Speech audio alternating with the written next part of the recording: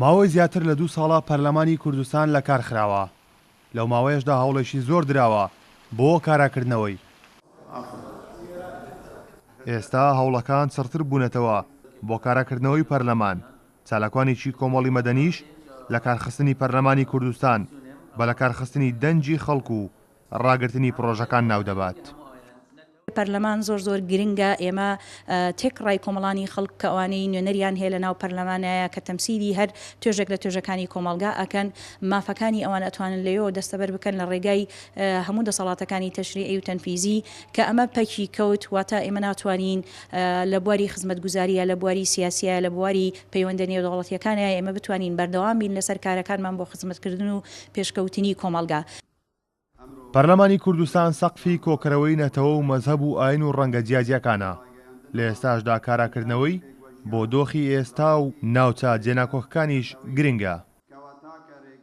بەتاکید گەڕانەوەی پەرلەمان بۆ ئیشوکارەکانی خۆی ئەمە هەنگاوێکی زۆرە بۆ کورد ئەچێت پێشەوە و بەتاکید بۆ شاری کەرکووکیش هەموو خەڵکی شاری کرد و چاوەڕوانی ئەوەتی پەرلەمان جاتر کارا بکرێتەوە و ئیشوکارەکان بە ڕێگای پەرلەمان بکرێت. هەموو لایەنەکان بچنە سەر تاوڵەی مفۆزات و پەرلەمان بە هەر شێوە بێت کارا بکرێت و یەکێتی نیشتیمانی کوردستانیش یەکێ لە داواکانی ئەوەیە پەرلەمان کارا بکرێت و هەموو ئیشەکان بە ڕێگای پەرلەمان دروست بێت. کاراکردنەوەی ئەو پەرلەمانە زۆر زەرور لەبەرەوەی تا حدێک ئەو ناوچە کوردستانەکان بە تایبەت کە لە دەرەوە ئیداری هەرێمن پێویستیان بە پرۆژەیە، پێویستیان بە یاسایە. ئەگەر ئەو پەرلەمانە کارە نەبێتەوە هیچ شوێن و جێگە ئەکنابێ وەکو مەرجە تاوتوێ ئەو یاسا و پرۆژانی تێدا بکرێت. ڕێفراندۆمەش تەنانەت پێویستی بە کاراکردنەوەی پەرلەمانە لەبەرەوەی تۆ وتمان ئەو قوبەی پەرلەمان دابینکردنی قووەتێکی یاسایی دەدا بەو بابەتانە.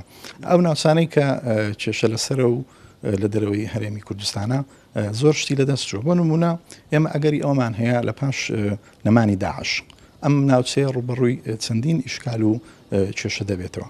تۆ ئەگەر پەرلەمان کارە نەبێتەوە لەکوێوە ئەو یاسایانە دائڕێژی و تەعامل لەگەڵ ئەو ناوچانەیە دەکەی. لە 12 ئۆکتۆبەری ساڵی 2014ەوە پەرلەمانی کوردستان پەخراوە. چاودێرانیش ئەم پەخەستنە بۆ کاری زۆرێک لە قەیرانەکانی کوردستان دەزانن. کارۆن محەممەد، کورد ساد نیوز، کەرکووک.